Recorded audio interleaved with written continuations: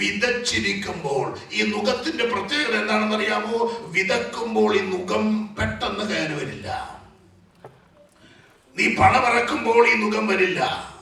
വിത്ത് വിതക്കുമ്പോൾ ഈ നുകം വരത്തില്ല. വെള്ളമൊടിക്കുമ്പോൾ ഈ നുകം വരത്തില്ല. നീ ചെയ്യേണ്ടതെല്ലാം ചെയ്യുമ്പോൾ ഈ നുകം അനങ്ങാതിരിക്കും, മിണ്ടാതിരിക്കും. ഇതെല്ലാം നീ ചെയ്ത് കഴിഞ്ഞ് അതിന്റെ കൊയ്ത്ത്, അതിന്റെ ഫലമെടുക്കാൻ ചെല്ലുമ്പോഴാണ് ഈ നുകത്തിന്റെ ശക്തി വെളിപ്പെട്ടു വരുന്നത്. മനസ്സിലാകുന്നുണ്ടോ? നമ്മുടെയൊക്കെ ജീവിതമായിട്ട് വളരെ വളരെ അടുത്ത് നിൽക്കുന്ന ചില മേഖലകളെയാണ് പരിശുദ്ധാത്മാവ് ഇന്ന് രാത്രി തൊടുന്നത്. മിദ്യാന്റെ ദുഃഖത്തിന്റെ പ്രത്യേകത എന്താണെന്ന് അറിയാമോ? നീ വിതക്കുമ്പോൾ പ്രശ്നമില്ല, നീ പാട്ട് പാടുമ്പോൾ പ്രശ്നമില്ല, നീ വിത്ത് വിതക്കുമ്പോൾ പ്രശ്നമില്ല, കല്ല് പിറക്കി കളയുമ്പോൾ പ്രശ്നമില്ല, പൈസ ഇറക്കുമ്പോൾ പ്രശ്നമില്ല, വിത്ത് വിതച്ച് മഴ പെയ്യുമ്പോഴൊന്നും പ്രശ്നമില്ല. പ്രശ്നം വരുന്നത് ഇത് വിതച്ച് അത് കൊയ്യാൻ സമയമാകുമ്പോൾ ഈ നുകത്തിന്റെ ശക്തി കയറി വരും. അങ്ങനെ ബൈബിൾ പറയുന്നത് വിതച്ചിരിക്കുമ്പോൾ, വിത കഴിയുമ്പോഴാണ് ഈ നുകം വരുന്നത്. ശ്രദ്ധിക്കുന്നുണ്ടോ? നമ്മുടെയൊക്കെ ജീവിതത്തിൽ നാം ഒത്തിരി കാര്യങ്ങളൊക്കെ ചെയ്തിട്ടും നമുക്ക് അതിന് നന്മ അനുഭവിപ്പാൻ കഴിയാത്ത ആരെങ്കിലും ഒരാൾ ഇവിടെ ഇരിപ്പുണ്ടെങ്കിൽ ആത്മാവ് ഇന്ന് രാത്രി നിങ്ങളോട് ഇടപെടുന്ന സന്ദേശം എന്താണെന്ന് അറിയാമോ?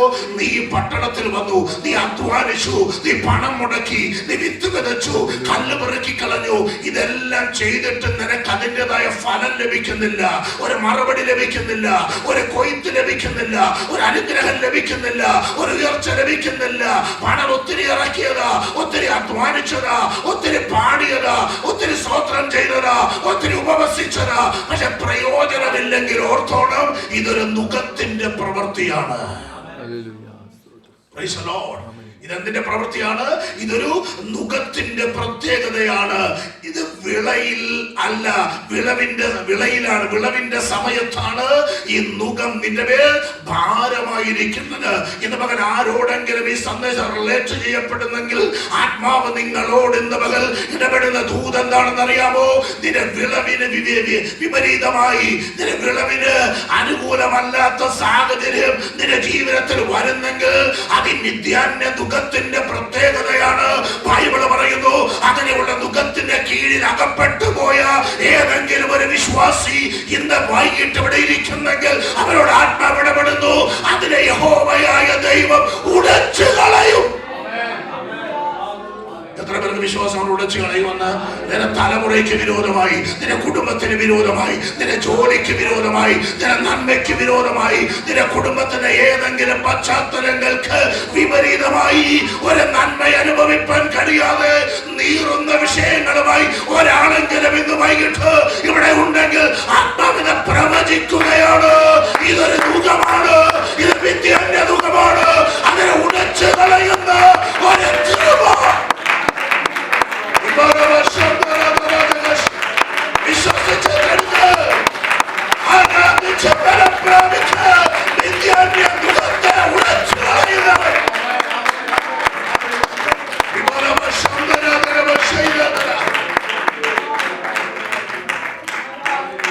ഒരു നല്ല റിസൾട്ട് വരുമ്പോൾ ഈ നുകം വെളിപ്പെട്ടു വരും. പറഞ്ഞു കേട്ടിട്ടില്ലേ? എല്ലാം ഓക്കെ ആയിരുന്നു, പക്ഷെ അവസാന കൈയും പ്രാർത്ഥിച്ചു പ്രയോഗിച്ചതാ, പക്ഷെ ഫലമൊന്നും ഉണ്ടായില്ല. പ്രാർത്ഥിക്കാത്തവനൊക്കെ കയറിപ്പോയി, പക്ഷെ പ്രാർത്ഥിക്കുന്നവന് കയറി വരാൻ പറ്റുന്നില്ല. ദൈവത്തോട് ബന്ധമില്ലാത്തവനെല്ലാം ഉയർച്ച പ്രാപിക്കും, പക്ഷെ ദൈവത്തോട് ബന്ധമുള്ളവൻ ആ നിലയിൽ നന്മ അനുഭവിപ്പാൻ കഴിയുന്നില്ല. എല്ലാ സൗഭാഗ്യങ്ങളും ഉണ്ടാകും, എല്ലാ നന്മയും ഉണ്ടാകും, എല്ലാ ഉയർച്ചയും ഉണ്ടാകും. ഞാൻ ഉയർത്തപ്പെടും, ആദരിക്കപ്പെടുമെന്നൊക്കെ ആ ചിന്തിച്ച ഈ പട്ടണത്തിൽ വന്നതാണ്. പക്ഷെങ്കിൽ ഇപ്പോൾ ശൂന്യത, എംപ്റ്റീനെസ്. മനസ്സിലാകുന്നുണ്ടോ? എന്തുകൊണ്ടാണ് ആത്മാവ് ഇങ്ങനെ ഇടപെടുന്നത് എന്നെനിക്കറിയില്ല. എന്നാൽ ഇന്ന് രാത്രി എനിക്കൊരു ഉറപ്പുണ്ട്, ഈ സന്ദേശത്തിന്റെ പിന്നിൽ ആരോടൊക്കെയോ പരിശുദ്ധാത്മാവിന് ഇടപെടാനുള്ളത്. ഈ വിതച്ച് കഴിയുമ്പോൾ അതിന്റെ ഫലമെടുക്കാൻ വരുമ്പോൾ ഇവന്റെ നുകം കയറി വരും. അപ്പോഴാണ് ഇവന്റെ ബലം കയറി വരുന്നത്. ബൈബിള് പറയുന്നത് വിതച്ചിരിക്കുമ്പോൾ കൊയ്യാൻ പറ്റുന്നില്ലെന്ന്. മനസ്സിലാകുന്നുണ്ടോ? പഠിച്ചതാണ്, പൈസ ഇറക്കിയ, ലക്ഷങ്ങൾ മുടക്കിയതാ, ഒത്തിരി പ്രാർത്ഥിച്ചതാ, ദൈവം എനിക്ക് വഴിയൊരുക്കിയെന്നൊക്കെ പറഞ്ഞു വന്നതാ. പക്ഷെങ്കിൽ ഇതുവരെ പഠിച്ചതിനും പൈസ ഇറക്കിയതിനും ആ തത്തുല്യമായ ഒരു നന്മ എനിക്ക് പ്രാപിപ്പാൻ കഴിയുന്നില്ല. കാരണം ഒന്നാണ്, ഇതിന് പിന്നിലൊരു ദുഃഖം വ്യാപരിക്കുന്നു. അത് മിഥ്യാന്യ ദുഃഖമാണ്. ഇത് മകൻ ആത്മാവ് ചിലരോട് ഇടപെടുകയാണ്. ഇതല്ല നിന്നെ കുറിച്ച് ദൈവം ആഗ്രഹിക്കുന്നത്. ഇതിനെ ഉടച്ചു കളയുന്ന ഒരു കരമുണ്ട്. അത് ദൈവത്തിന്റെ കരമാണ്.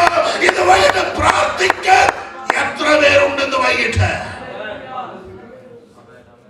പ്രാർത്ഥന മുറിയിൽ മുട്ടുമടക്കാൻ താല്പര്യമുള്ളവർ എത്ര പേരുണ്ട്? കരയാനൊന്ന് താല്പര്യമുള്ളവർ എത്ര പേരുണ്ട്? ഉപവസിക്കാൻ താല്പര്യമുള്ളവർ എത്ര പേരുണ്ട്?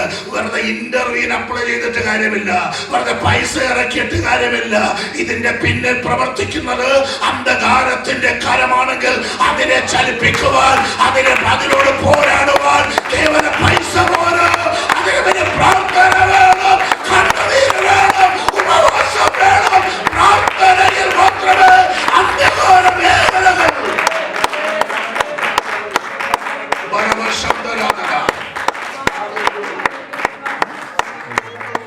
മനസ്സിലാകുന്നുണ്ടോ?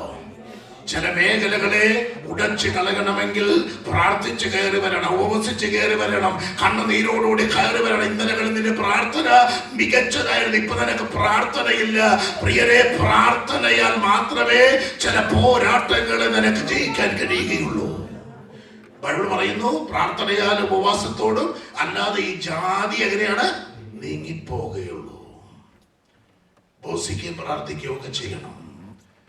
അപ്പോൾ അങ്ങനെ ചെയ്യാതിരുന്നാൽ പിശാചിന്റെ മിഥ്യാന്യരുടെ മുഖം പ്രബലപ്പെടും. ഞാൻ ക്ഷീണിച്ചുകൊണ്ടേയിരിക്കും. ഓരോ വാക്കുകൾ നിങ്ങൾ നോക്കണം. ശത്രു വരും, നിന്റെ വിധേയം മുഴുവൻ നശിപ്പിച്ചു കളയും. നിന്റെ അധ്വാനം മുഴുവൻ നഷ്ടമാകും. നീ പൈസ മുടക്കിയത് മുഴുവൻ വൃഥാവാകും. നിനക്ക് ഒത്തിരി സ്വപ്നങ്ങൾ ഉണ്ടായിരുന്നു, ഒത്തിരി ഡ്രീംസ് ഉണ്ടായിരുന്നു, പക്ഷെ ഒന്നും നടക്കുന്നില്ല. എല്ലാം നടക്കുമെന്നുള്ള പ്രതീക്ഷയിലാണ് നീ ഇവിടെ വന്നത്. കാര്യങ്ങളെല്ലാം നന്നാകുമെന്നാണ് നീ ചിന്തിച്ചത്. പക്ഷെ ഇതൊന്നും നടക്കാതെ വരുന്നത്, എപ്പോഴും നിന്നെ ഒതുക്കിക്കളയുന്നത്, എപ്പോഴും നിനക്ക് ഉയരാൻ കഴിയാത്തത്, എപ്പോഴും നിരാശ വരുന്നത്, എപ്പോഴും ദുഃഖം പേര് ജീവിക്കുന്നതിന്റെ പിന്നിൽ സാധാരണ കരമല്ലെന്നാണ് ബൈബിള് പറയുന്നത്. അത് പിശാചിന്റെ കരമാണെങ്കിൽ ആ കരത്തോട് മല്ല് പിടിക്കാൻ കഴിയുന്നത് എന്റെ പ്രാർത്ഥനയ്ക്ക് മാത്രമേ ഉള്ളൂ. ഇന്നത്തെ മീറ്റിംഗ് കഴിയുമ്പോൾ അങ്ങനെ ചിലര് സമർപ്പിക്കണം കേട്ടോ. പെട്ടെന്ന് ചില വഴികൾ തുറക്കപ്പെടും. ആത്മാവിടപെടുകയാണ്. പെട്ടെന്ന് ചില വഴികൾ തുറക്കപ്പെടും. നീ കാണാത്ത മേഖലകളിൽ വഴികൾ തുറക്കപ്പെടും. ചില വാതിലുകൾ അടഞ്ഞു കിടക്കുന്നത് യേശുവിന്റെ നാമത്തെ തുറന്നു വരും. നിനക്ക് ഉയരുവാൻ കഴിയാത്ത ചില മേഖലകള് സ്വർഗത്തിന് ദൈവം ഉയർത്തിക്കൊണ്ടുവരും. തകർന്നു കിടക്കുന്ന ചില മേഖലകള് സ്വർഗം പണിയാൻ ആരംഭിക്കും. മറന്നുപോയ ചില സ്വപ്നങ്ങള് ദൈവം മടക്കിക്കൊണ്ടുവരും. ഇന്നലകളിൽ പ്രാർത്ഥിച്ച പല പ്രാർത്ഥനകൾ ചില മേഖലകളെ തകർക്കും, ചില ബന്ധനങ്ങളെ ഉടക്കും, കഥകളെ ഉടച്ചു കളയും.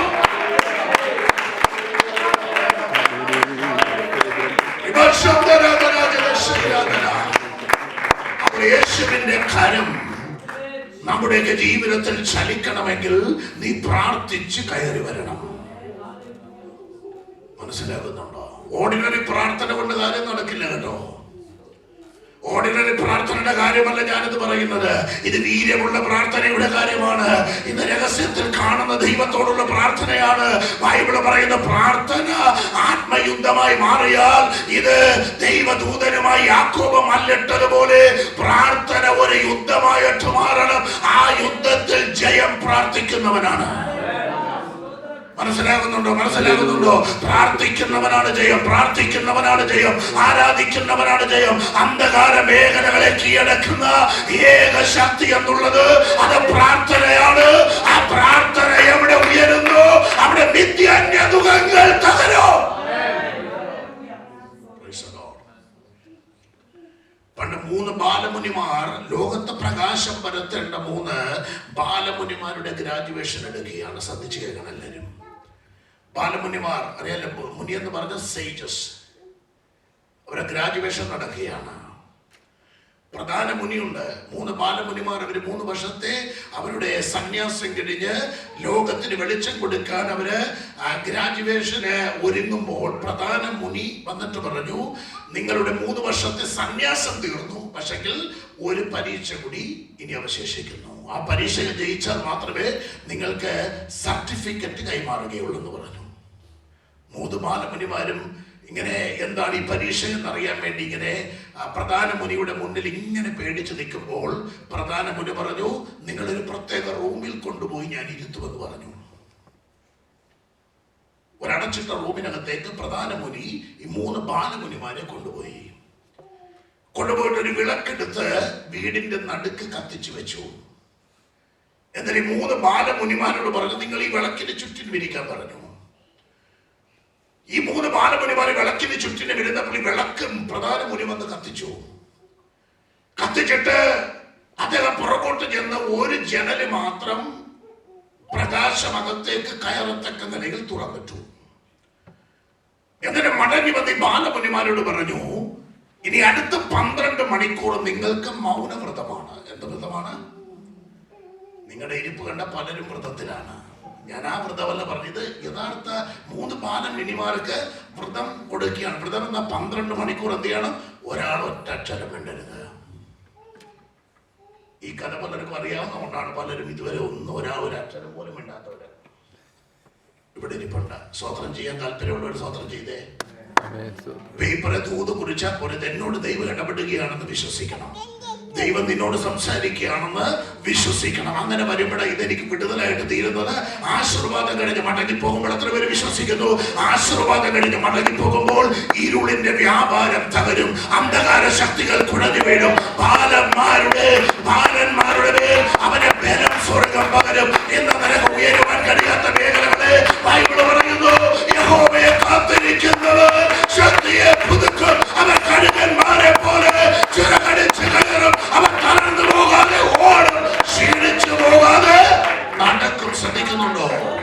രക്തത്താൽ ചെയ്യും. അതുകൊണ്ട് ആരാധനയിൽ പ്രതികരിച്ചു കൊണ്ടിരിക്കണം, സ്തോത്രം ചെയ്തുകൊണ്ടിരിക്കണം. ഹല്ലേലൂയ. സ്തോത്രം എന്ന് പറയുന്നത് ഇവിടെ നിന്ന് പ്രസംഗിക്കുന്നവർക്ക് ആവേശം ലഭിക്കാൻ വേണ്ടി പറയുന്നതല്ല. സ്തോത്രം എന്നാൽ അതിന്റെ അർത്ഥം ദൈവത്തിന് സ്തുതി എന്നാണ്. അപ്പോൾ ഒരു സ്തോത്രം നിങ്ങൾ മനസ്സിൽ നിന്ന് പറഞ്ഞാൽ നിങ്ങൾ ദൈവത്തെ സ്തുതിക്കുകയാണ്. അതിനൊരു പഞ്ഞോ നമ്മൾ കാണിക്കരുത്. ഇത് ദൈവത്തിന്റെ സന്നദ്ധയാണ്. ഞാൻ വേഗത്തിൽ വരികയാണ്. അപ്പോൾ ഒരു ജനല് മാത്രം തുറന്നിട്ടു. മൗനവ്രതം ആരംഭിച്ചു. 12 മണിക്കൂർ പിൻ ഡ്രോപ്പ് സൈലൻസ് ആയിരിക്കണം. ഒരാള് ഒരക്ഷരം വേണ്ടിയേക്കരുത്. ഇത് കഴിഞ്ഞാലേ ഗ്രാജുവേഷൻ 3 വർഷം പഠിച്ചതാ. പക്ഷെ ഗ്രാജുവേഷൻ വേണമെങ്കിൽ ഇതിൽ ജയിക്കണം. കാരണം ലോകത്തിന് വെളിച്ചം കൊടുക്കാൻ വേണ്ടി അയക്കപ്പെടാൻ പോവുകയാണ്. ഇവരുടെ പരീക്ഷ ഇത് വളരെ ഇമ്പോർട്ടന്റ് ആണ്. അങ്ങനെ സമയം ആരംഭിച്ചു. ചില മണിക്കൂറുകൾ ഇവർ 3 പേരും മൗനമായിട്ട് ആ പരീക്ഷയെ അതിജീവിച്ച് ഇങ്ങനെ പോവുകയാണ്. അല്പസമയം കഴിഞ്ഞപ്പോൾ ആ പുറകിൽ തുറന്നിട്ട ജനലിലൂടെ ഒരു കാറ്റകത്തേക്ക് അടിക്കുകയാണ്. കാറ്റ് അടിച്ചു കഴിഞ്ഞപ്പോൾ വിളക്ക് എന്ത് ചെയ്തു? കത്തിക്കൊണ്ടിരിക്കുന്ന വിളക്ക് കെട്ടുപോയി. ഉടനെ എടുത്ത് അയ്യോ വിളക്ക് കെട്ടുപോയല്ലോ എന്ന് പറഞ്ഞാൽ അവന്റെ ഗ്രാജുവേഷനുകാരൻ നടപടിയായി. ഉടനെ ഇത് കേട്ടിട്ട് എടുത്തണം, നിന്നോടല്ലേ പറഞ്ഞത് മിണ്ടാതിരിക്കാൻ, 12 മണിക്കൂറല്ലേടാ വ്രതം എന്ന് പറഞ്ഞു. രണ്ടാമത്തവന്റെ കാര്യം പോയി. ഇവൻ 2 പേരും പറഞ്ഞു. മൂന്നാമത്തവൻ പറഞ്ഞു, നിങ്ങൾ 2 പേരും നിയമം തെറ്റിച്ചു, ഞാൻ മാത്രം ജയിച്ചെന്ന് പറഞ്ഞു. ഇവന്റെ കാര്യം പോയി. നിങ്ങൾക്ക് എന്ത് മനസ്സിലായി?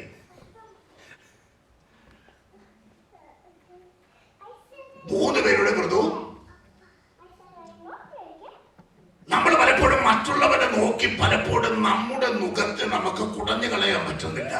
മറ്റുള്ളവന്റെ പ്രശ്നമാണ് എന്റെ പ്രശ്നം, അവന്റെ പാട്ടാണ് എനിക്ക് പ്രശ്നം, അവന്റെ പ്രസംഗമാണ് എനിക്ക് പ്രശ്നം, അവൻ വളരുന്നതാണ് എനിക്ക് ജലസ് ഉണ്ടാക്കുന്നത്, അവന് നന്മ ഉണ്ടാകുമ്പോൾ എന്റെ ഉറക്കം പോവുകയാണ്, മറ്റുള്ളവൻ വണ്ടി മേടിക്കുമ്പോൾ എന്റെ സ്വസ്ഥത നഷ്ടപ്പെടുകയാണ്, മറ്റുള്ളവൻ നന്നായി ജീവിക്കുമ്പോൾ ഞാൻ വീട്ടിൽ ചർച്ച ചെയ്യപ്പെടുകയാണ്. പ്രിയരെ, മറക്കരുത്, നീ നിന്നെ നോക്കാനാണ് ദൈവം വിളിച്ചത്.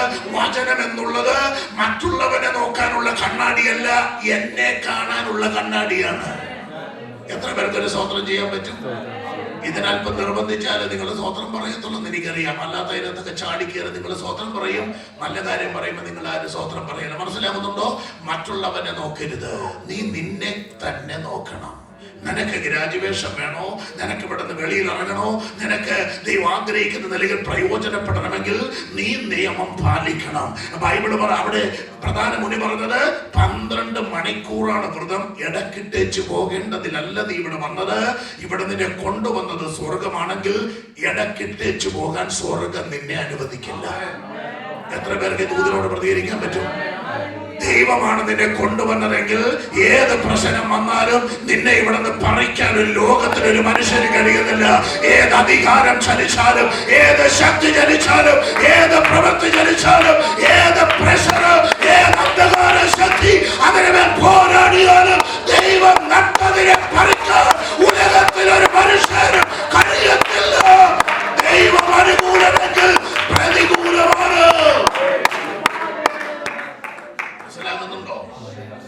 ഇതൊക്കെ പറയുമ്പോൾ നമ്മുടെ ഹൃദയത്തിൽ എന്ത് ചെയ്യണം? ഹൃദയത്തിൽ കത്തുവാൻ തയ്യാറാകണം. ഞാൻ കഴിഞ്ഞ പ്രാവശ്യം പറഞ്ഞു കേട്ടില്ലേ? ഒന്നെങ്കിൽ കത്തണം, അല്ലെങ്കിൽ പ്രസംഗം കേൾക്കുമ്പോൾ കുത്തുകൊള്ളണം, അല്ലെങ്കിൽ ചത്ത് നടക്കണം. എമ്മൗസിലേക്ക് പോയി ശിഷ്യന്മാര് പറഞ്ഞു, അവൻ തിരുവചനം തെളിയിച്ചു കൊണ്ടിരുന്നവൻ ഞങ്ങളുടെ ഉള്ളം അല്ലേ?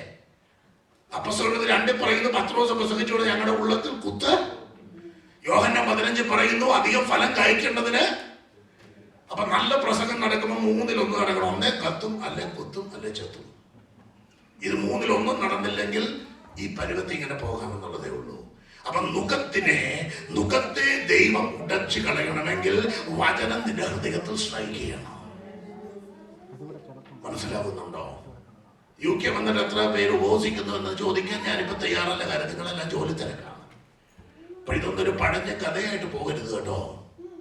നമ്മളൊക്കെ പണ്ട് ഉപവസിക്കുകയും പ്രാർത്ഥിക്കുകയും ഒക്കെ ചെയ്താണ് വിജയങ്ങൾ കൈവരിച്ചിട്ടുള്ളത്. അതൊന്നും ഒരു പഴയ സംഭവമായിട്ട് തീരരുത്. നല്ല വണ്ടിയും നല്ല വീടും സൗഭാഗ്യങ്ങളൊക്കെ ഉണ്ടാകുമ്പോൾ വചനത്തോട് കോംപ്രമൈസ് ചെയ്യരുത്, പ്രാർത്ഥനയോട് കോംപ്രമൈസ് ചെയ്യരുത്, ഉപവാസത്തോട് കോംപ്രമൈസ് ചെയ്യരുത്. ജീവിതത്തിൽ ഏത് നന്മ നീ പ്രാപിക്കുമ്പോഴും അതിനൊരു പടി കൂടി ആത്മീകത്തിൽ നീ വളരണം. വളരാൻ പറ്റിയില്ലെങ്കിൽ ഓർത്തോണം, അത് മിശ്രയം എന്നുഖമാണ്. ബിറ്റർനെസ് ഉണ്ടെങ്കിൽ ഓർത്തത് മിശ്രയം എന്നുഖമാണ്. മനസ്സിലാകുന്നുണ്ടോ? നിനക്ക് ബലമില്ലാതെ വരുന്നെങ്കിൽ ഓർത്ത് മിശ്രയം എന്നുഖമാണ്. കാര്യം നീ വളരുന്നു എന്നുള്ളതാണ് പിശാചിന്റെ മുഖം വെക്കാനുള്ള പ്രധാന കാരണം. നിന്റെ വളർച്ച തടസ്സപ്പെട്ടെന്ന് നിനക്ക് ഉറപ്പുണ്ടെങ്കിൽ ഓർത്തോണം, മിശ്രയം എന്നുഖം ഇപ്പോഴും എന്റെ പേരുണ്ട്. എന്നാൽ എസെക്കിയേൽ പ്രവചനം പറയുന്നു, ആ മിശ്രയം എന്നുഖത്തെ ദൈവം ഉടച്ചു കളയുന്നു. രണ്ടാമത്തെ ദുഃഖത്തിന്റെ പേരാണ് പറഞ്ഞേ മിദ്യാന്യ ദുഃഖം. മിദ്യാന്യ ദുഃഖം പെട്ടെന്ന് കയറി വരികയില്ല. അധ്വാനം മുഴുവൻ തീർന്ന് ഫലം കൊയ്യാൻ പോകുമ്പോഴേ ഈ ദുഃഖം വരൂ.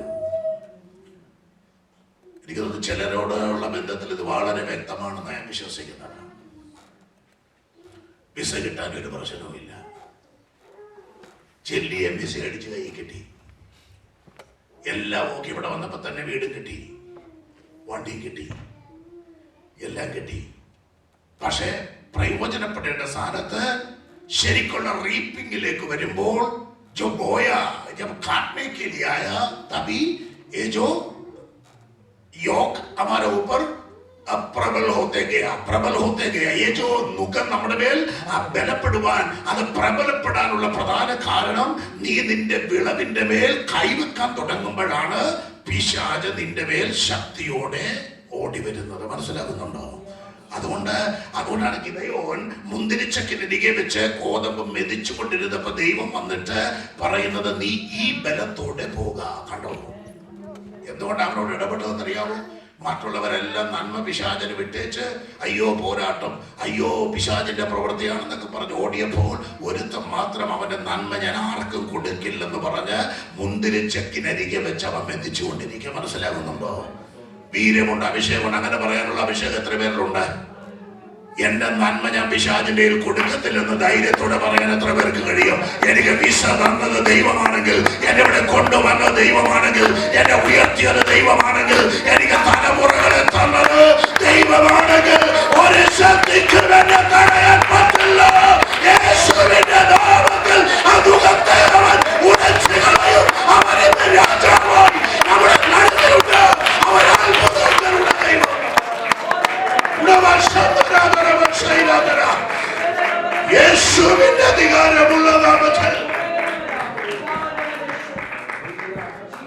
മേശക്കിനരികെ വെച്ച് അവൻ നിന്ദിച്ചുകൊണ്ടിരുന്നപ്പോൾ അവനോട് വന്ന് ദൈവം പറഞ്ഞു, നീ ഈ ബലത്തോടെ പോണം.